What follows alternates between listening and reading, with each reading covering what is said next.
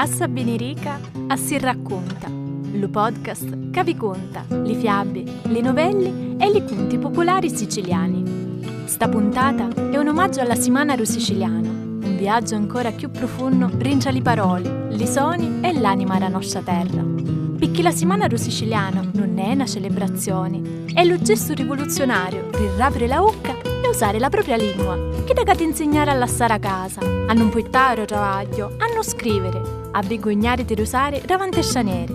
E noi sti giorni lo facciamo così, contando. Vi contiamo una fiaba che ricogliò Giuseppe Pitrè nell'Ottocento, Raucca, ro popolo siciliano. La trascrivia così, come l'antisi, chi so parole, uso ritmo, caso musica. La storia di Tippiti Nappiti è una storia sopra lo potere delle parole. Si racconta è un podcast ideato e interpretato da Miriam Mangiarotti, registrato e prodotto da Dario Castiglione. Un borghese ricco si manteneva con la carrozza, se ne un servitore e Iddo ne piglia un auto. Attia, ci vuoi stare con me? Voscenza, sì! Cammina alla casa, ti insegno tutti i versi della casa. Suonao la campanella, affacciao la padrona. Questa come si chiama? Dice lo padrone allo servitore. La padrona la chiamiamo noi. Vistiolo, la padrona si chiama. Anche come si chiama? La mia Grolia si chiama. Anche la mia Grolia, signore. La tua Grolia è la mia e dici che è tua. Anche la vostra Grolia, signore. In tale camera di dormire c'era un letto bello gonzato. Questo come si chiama? Lo letto, signore. Lo letto si chiama Vistiolo. Canenti sai. Si chiama la ripusante. Anche la riposante. I tappini erano sotto lo letto. E lo padrone? Come si chiamano? I tappini? I tappini si chiamano Vistiolo. Si chiamano li zoccolanti. C'erano li seggi. Questi come si chiamano? Li seggi? Li seggi si chiamano Vistiolo.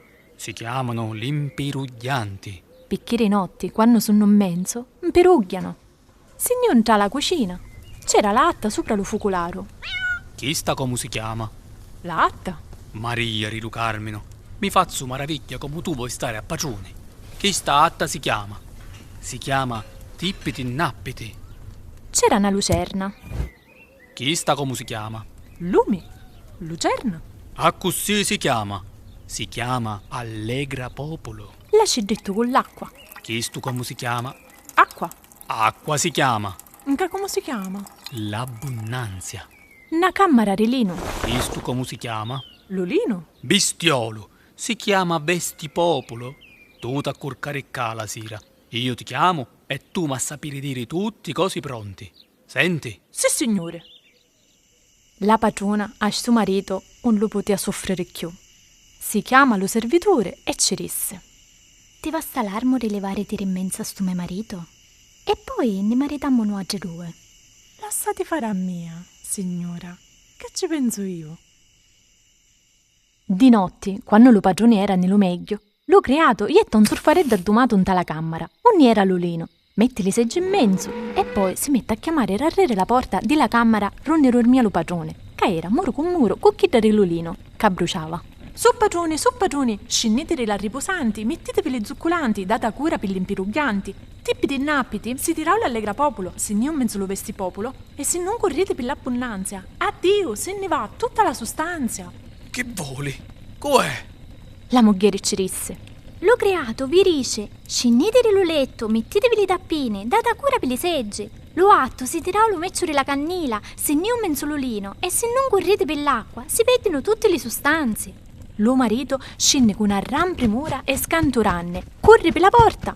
Ma lo creato, lo chiurio con ceppai in catenazza e lo padrone morì abbruciato. La padrona e lo creato si sposarono e diventarono marito e moglie. E a così finisce lo conto di Tippiti Nappiti. Lo padrone di questa storia credeia che nominare le cose fosse un privilegio tutto so, che le parole giusti fossero chi diceva Iddo, che lo servo, chi so parole, fosse un bestiolo, poiché uno che non capisce. Per quasi 2 secoli assai gente disse la stessa cosa al siciliano, che era la lingua dei contadini, ignoranti, di cui non aveva studiato. Chi savia tenere a casa, a mocciarila, vergognare sinne. Giuseppe Pitrè pigliò un taccuino, girò pa Sicilia e scrisse le parole esatte che la gente usava. Non li traducio, li lasciavo vivi, a così com'erano. La settimana ru siciliano non domanda riparare il siciliano per nostalgia. Ammetta tutti i siciliani a capire che quando una lingua muore un intero popolo. Sti parole esistono e resistono. Tenemoli vivi.